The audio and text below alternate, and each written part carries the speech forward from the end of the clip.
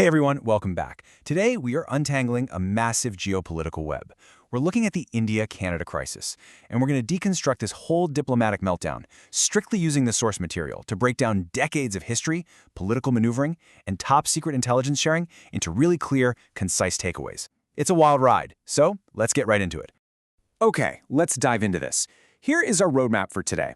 First, the modern diplomatic crisis, followed by decades of historical tension, then politics and power in Canada, the assassination and its aftermath, and finally, the geopolitics and economic impact.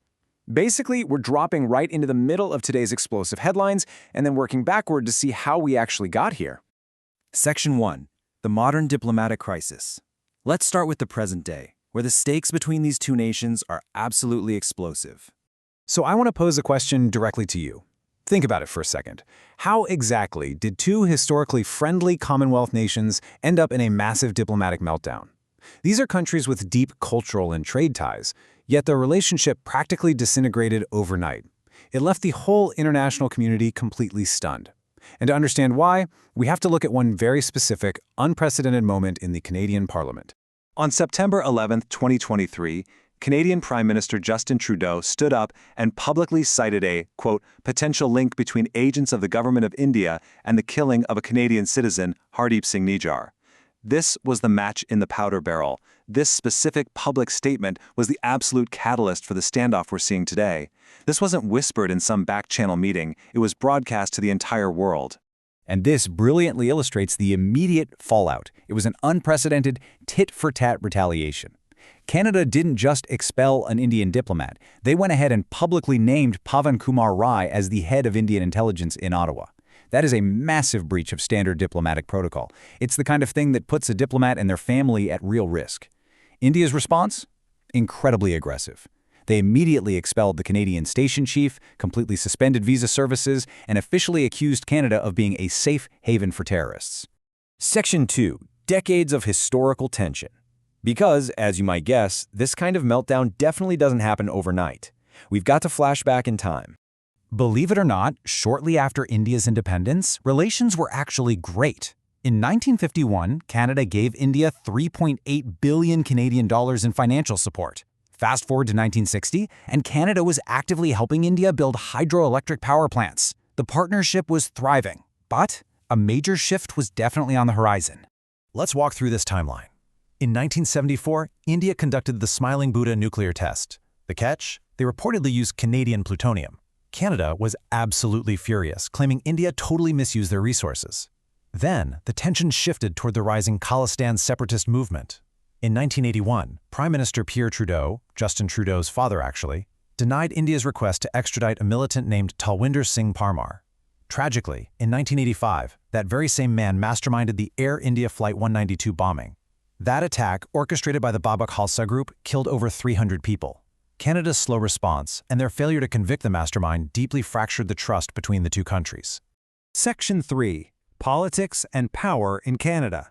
To really get this, we need to shift our focus entirely to Canadian domestic politics, because more often than not, international relations are driven entirely by domestic political survival.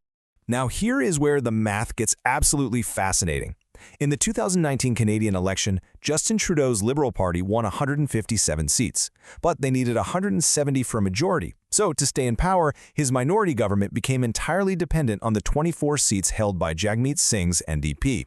Now, Jagmeet Singh is a politician noted for being highly sympathetic to the Khalistan movement. That gave him immense leverage. It essentially made him a kingmaker in Canadian politics, heavily influencing Trudeau's policies regarding India. And we saw this domestic pressure blow up spectacularly during Trudeau's 2018 trip to India. Canadians themselves heavily criticized the trip as a giant electoral stunt meant to court specific voting blocs back home. The ultimate blunder? Trudeau's delegation actually invited Jaspal Atwal to an official dinner. Atwal was a convicted extremist who had literally tried to assassinate an Indian minister in the past. India was deeply offended, and Trudeau was treated incredibly coldly by Indian officials for the rest of his visit. Section 4. The assassination and aftermath. Now we come back to the central figure of today's crisis, Hardeep Singh Nijjar. Let's impartially trace his path, strictly according to the source material. Here is the documented path Nijar took to enter Canada. Back in 1997, after being detained in India, he reportedly bribed police to escape. He then traveled to Toronto on a totally fake passport under the name Ravi Sharma. Once there, he claimed asylum using forged medical certificates. When Canadian authorities caught the forgery and denied him, he didn't give up. Just 11 days later, he managed to gain entry through an arranged, fraudulent marriage. Now, despite all of these fraudulent attempts, which, again, were fully documented by Canadian authorities, he eventually gained citizenship, opened a plumbing business, and rose to power as the president of a prominent Gurdwara in British Columbia. 34. That is the number of bullets fired into Hardeep Singh Nijar on the evening of June 18, 2023, after getting some vague intelligence warnings from Canadian authorities that his life was in danger. Nijar was ambushed by masked men in a silver car right in the parking lot of his British Columbia Gurdwara. So the crucial point is how the intelligence regarding this assassination completely spilled over into global diplomacy. By late August, intelligence was pointing toward Indian involvement. Just a few weeks later, Trudeau attended the G20 summit in India, and it was a total disaster. Prime Minister Modi flat out refused a separate formal meeting with Trudeau. There was no official welcome tweet for the Canadian leader, which is highly unusual. And to top the whole thing off, Trudeau's plane broke down, it stranded him in India, and he actually declined India's offer for an alternative aircraft. He flew back to Canada humiliated, setting the stage for his explosive announcement in Parliament shortly after. Section 5. Geopolitics and Economic Impact. Let's zoom out now. This is about way more than just two countries. It's about a massive global intelligence network and huge economic stakes.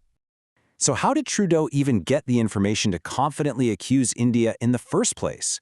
Well, the source points to the Five Eyes Alliance. That's an elite collective intelligence sharing network between the US, UK, Canada, Australia, and New Zealand. The data reportedly came through a highly classified database called Stone Ghost. According to the source, it was wiretapped communications of Indian diplomats captured by this Western intelligence alliance that formed the entire basis of Trudeau's allegations. Let's move on and see how this builds a larger geopolitical argument. The source presents a really interesting comparison showing how global rules are enforced, or rather, how they're sometimes applied inconsistently depending on Western interests. For instance, in 2006, when Russia assassinated someone in the UK, the West imposed heavy sanctions. But in 2018, when Saudi Arabia killed a journalist in a US consulate, very little action was taken, largely due to oil interests. And in 2020, the US assassinated an Iranian general in Iraq, justifying it under newly minted terms like anticipatory self-defense. This highlights an argument about a global double standard, where Western nations seem to apply the rules of sovereignty based on geopolitical convenience rather than a fixed moral compass. But let's be real, the consequences of this standoff aren't just philosophical, they are grounded in very hard economic realities. Right now, there is roughly $4 billion in bilateral trade just hanging in the balance. Canada's struggling economy relies heavily on millions in tuition fees paid by Indian international students. On top of that, Canadian pension funds have invested around $2 billion into Indian markets. To put it simply, both nations stand to lose massively if this relationship remains frozen. Which brings us to our final thought. We've tracked this from the financial aid of the 1950s, through the bombings of the 80s, the fraudulent immigration pathways of the 90s, all the way to the wiretaps and parliament accusations of today. When domestic political survival clashes this violently with international diplomacy, can a fractured 50-year relationship ever truly be repaired? It's a massive geopolitical chess match, and I hope this explainer has given you the solid foundation you need to track exactly how it unfolds next. Thanks for joining me today, keep learning, and I'll catch you next time.